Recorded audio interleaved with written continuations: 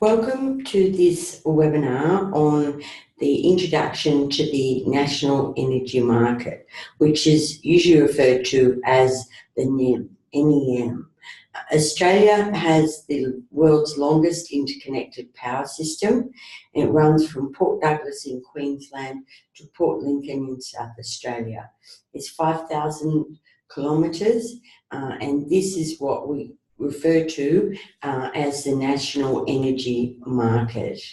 The assets in that system are owned jointly by government and by private entities. The electricity is traded on the wholesale market, which is the national energy market. Generators supply the electricity into the market, distributors then distribute it, and retailers provide it to consumers. Electricity goes into what's called the spot market and is purchased from generators by distributors who then sell it to retailers who supply it to customers. The price for energy is based on supply and demand, and it changes every 5 minutes. So it's a very volatile market, and the price is always changing. So the main regulator in relation to the market, and there are a number of different regulators in this space. The main regulator is the Australian Energy Market Operator, and they're usually referred to as AEMO, A-E-M-O. They are both the market operator and the power system operator. AEMO's primary responsibility is to maintain the security of the market, and it does this by balancing the demand and supply for electricity.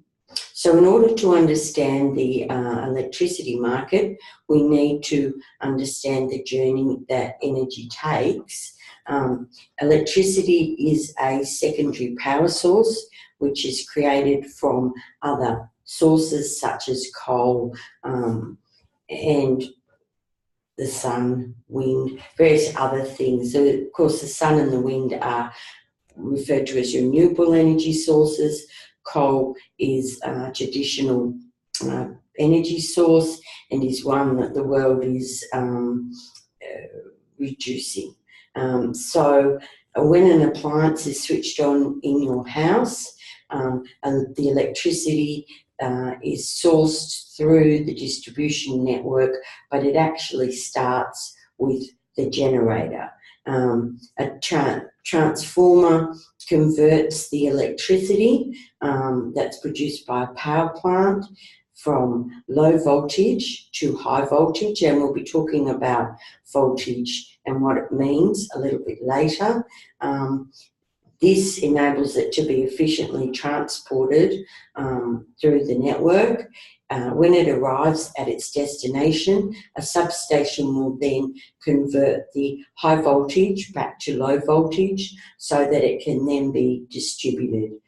Distribution lines will then carry low voltage electricity to consumers, and consumers will access that through power outlets in their home. So the process is in 6 steps, which is what we've put in the materials that accompany this webinar.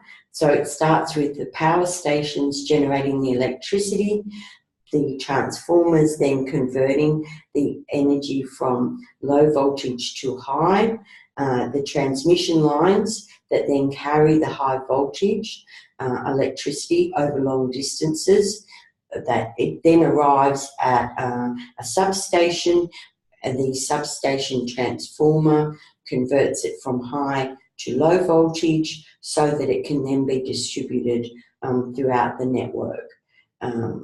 The distribution lines that go to the customer carry the low voltage electricity, and it's the last step in the process, of course, is that it is consumed in the home. So the electricity system is made up of generation, transmission and distribution, and then of course purchased by consumers. As I said, electricity is a secondary source and it's produced by other means such as coal, natural gas and oil. Electricity can easily be converted to heat and light and used to power machinery. And it can be transported quite easily through the distribution lines, which makes it the primary energy source, along with gas, for consumers in Australia and most other countries. So in order to understand the electricity market, you'll need to understand how electricity is measured. There are particular names and types of measurement that apply to electricity, and it's important for you to understand these as we will be referring to them in other modules in this training session. So, as we've said, electricity is bought and sold on the spot market. In order to buy and sell, you need to have a measurable unit. So, electrical units are measured by kilowatt hour or kWh. You will have seen that on an electricity bill. That's the measurement that most consumers will be familiar with. Voltage or volts is the change in electrical potential between 2 points, for example, between a positive and a negative. And you can think of voltage like the pressure in a water pipe.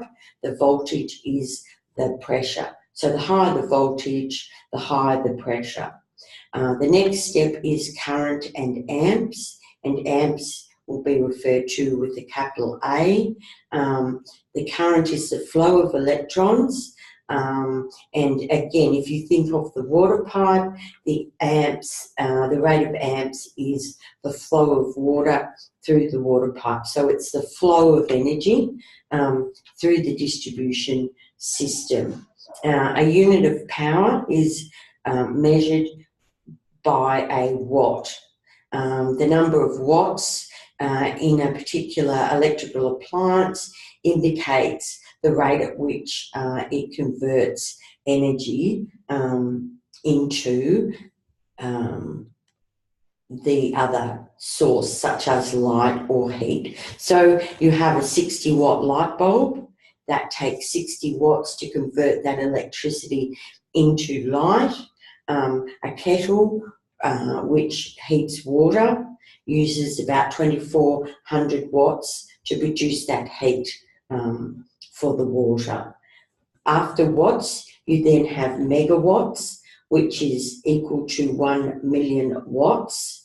1 megawatt hour is the power required to light 10,000 100-watt light bulbs for an hour. And don't worry, all of this is set out in the materials and the calculations are all there too, so that you can understand the watts. After megawatts, we have gigawatts, which is 1,000 times more than a megawatt. And after gigawatts, we have terawatts, which is 1,000 times more than a gigawatt. They all have the word watt in them, and it's just a mega, giga or tera in front to indicate the numerical, the number. I don't know why I said numerical, but the number. Electricity consumption is measured in kilowatt hours. Gas consumption is measured in megajoules, which is referred to as MJ. So a 1,000-watt electrical appliance running for 3 hours will consume 3,000 watts or 3 kilowatts. So multiply the wattage of the appliance by the time and then you will get the total amount, and that's how they will calculate consumers' electricity bills, is multiplying the price per unit by the amount of electricity used. So the NEM, the National Energy Market, supplies around 200 terawatts hours of energy to businesses and households, which is an enormous amount of energy. The national, there are three key markets that underpin the national electricity market. So we have the national electricity market, we have the electricity retail market, and we have the electricity financial market. The national electricity market, as I've said before, is the wholesale market, and this involves exchanges between electricity producers, who are known as generators, and retailers, companies that purchase energy for distribution. The retail market involves electricity retailers that sell the wholesale energy that they've purchased into the homes and businesses of consumers.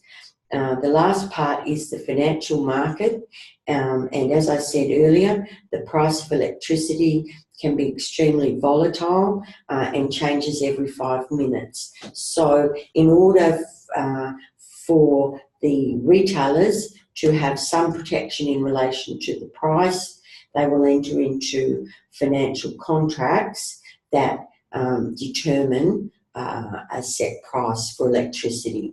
And so that provides them with a degree of certainty. Now, it may be that at some point the electricity will be at a lower rate than is in that contract, but the main purpose of it is to cover the situations when electricity is at a higher rate. So they lock into a fixed rate, and then they protect themselves from the situation where electricity prices shoot up, which is of assistance then to consumers in relation to what they are charged for electricity. So AEMO operates in conjunction with the Australian Energy Regulator, AER, and the Australian Energy Market Commission, AEMC. The AER has a very important role, and it oversees the economic regulation and compliance with the national electricity laws and rules. It reports on generator bidding behaviour in the national energy market, and it regulates electricity transmission and distribution networks in the NEM. So if someone wants to become an energy retailer, they have to make an application to the AER. The AER also deals with exemptions that relate to embedded networks. We'll be looking at embedded networks and exemptions later on in the course, but the AER is the regulator in relation to licensing. The AEMC makes the rules that govern the regulation of the energy markets. The government interface with these regulatory bodies is through COAG, the Council of Australian Governments, and there is a specific COAG that deals with energy, a specific part, I should say, of COAG that deals with energy. And one of the processes is that COAG, in response to a government initiative or people's feedback, will ask one of the regulators to investigate something within the electricity market or make a recommendation for there to be new rules that are applied.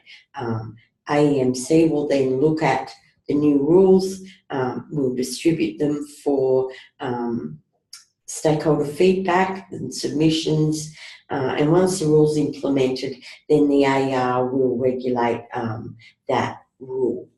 So it's important, as I say, to understand that there are a series of regulators.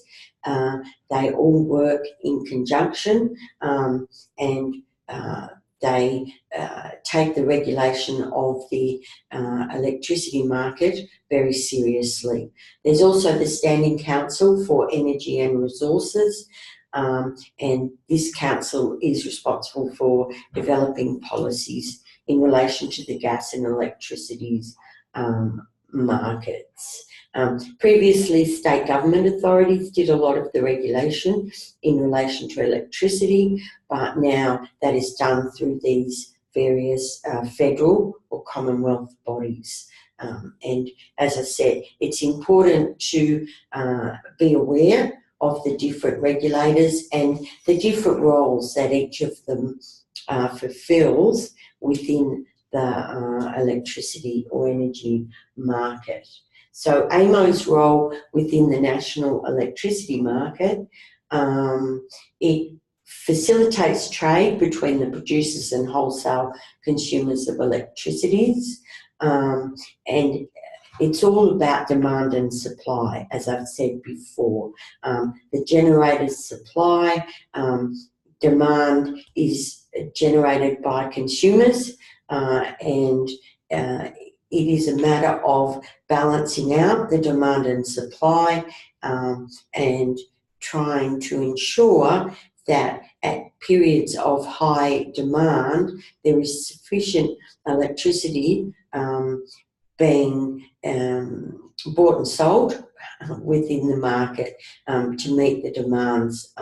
And demands can change, of course. If particularly hot day or particularly cold day, there will be an increased demand for air conditioners or heaters, which is probably at its peak during the day or at night, but in the wee small hours, there won't be such a demand when people are sleeping.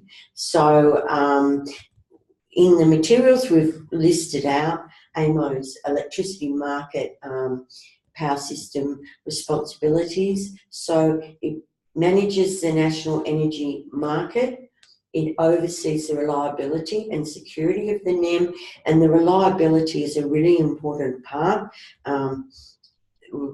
Not so long ago, there were issues around the reliability of the power supply in South Australia, and this caused a lot of annoyance from consumers, I guess, because there were lots of blackouts. And the cause of these blackouts is that there's not sufficient electricity being supplied into the market to meet that demand. So AEMO has a role in ensuring that the supply and demand meet up. It will direct generators to increase production if there's a period of shortfall, and that's a really important role for them. It will also instruct in relation to load shedding when there isn't such high demand. It also has reserve trading to maintain supply and reliability levels. It does national transmission planning, and it does electricity emergency management. So it plays a really important role in relation to the stability of the national energy market, and it's important to be aware of its functions. That is the end of our seminar for today. And as I said, if there are any issues that you need to go over, it should all be there in the materials that go with Module 1. Thank you for your time.